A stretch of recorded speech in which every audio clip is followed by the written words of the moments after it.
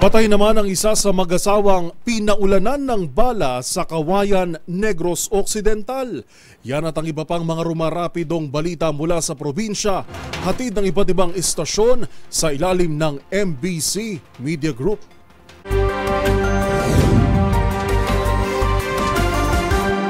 Isa patay at isa sugatan matapos pagbabarilin ang mag-asawa ng hindi pa nakilalang suspect sa Purok 10, Barangay Poblasyon, Bayan ng Kawayan, Negros Occidental.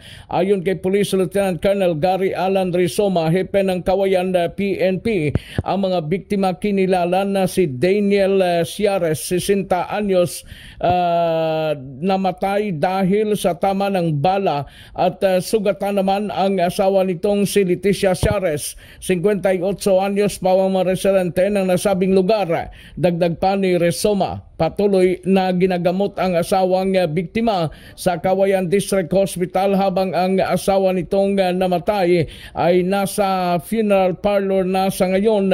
Sa ngayon, nagpapatuloy pang inaalam ng kapulisan kung ano ang motibo ng nasabing krimen at pagkilala sa mga suspect. Para sa MBC TV Network News, ito si Rex Cantong, una sa Pilipinas, una sa Pilipino. Patay ang 29 anyos na lalaki ng binaril ng kanyang kaibigan na kasama niya sa inuman sa Barangay Tumkon, Ilaya, Bayan ng Bototan, Iloilo. Ayon kay Police Captain Jersey Besas na hepe ng Bototan Municipal Police Station, magkasama na ng inuman ang biktimang si Jasper Bermejo at suspect na si Novemar Murillo, 36 anyos.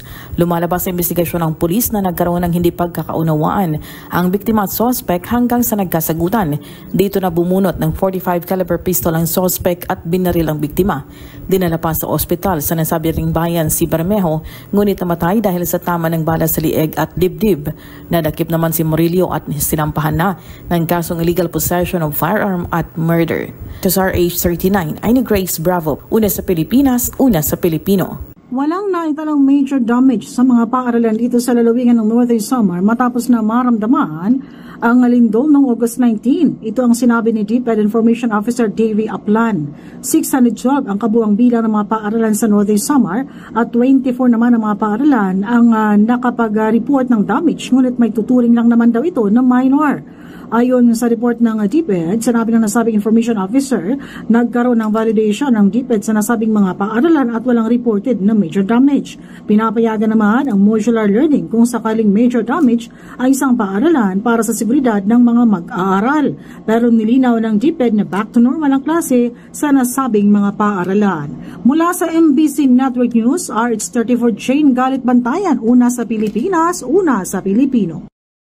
Balita mula sa Davao City. Nahulog sa mga kamay ng otoridad ang isang tulak ng iligal na droga sa ikinasang drug bypass operation ng Bahada Police Station sa ilalim ng pamumuno ni Police Major Jetro Joy Salanap, Acting Station Commander ng Bahada PNP, pasado alas 10 ng gabi sa 477 Ali Malvar Street, Purok 4B, Barangay 7-A, Davao City. Ang suspect ay nakilalang si alias Gerald, 24 anyos, nakatira sa nabanggit na lugar. Batay sa report ng kapulisan, pinusasan kaagad ang suspect matapos nabilan ng isang agent nagpanggap na pusher buyer. Nakuha sa posisyon ng suspect ang inihinalang shabu na nagkakahalaga ng 13,600 ang standard value price. Nakulong na ngayon ang suspect at naharap sa kasong paglabag sa Republic Act 9165 o Comprehensive Dangerous Drugs Act of 2002. Para sa MBC TV Network News, ito si June Soter, una sa Pilipinas, una sa Pilipino.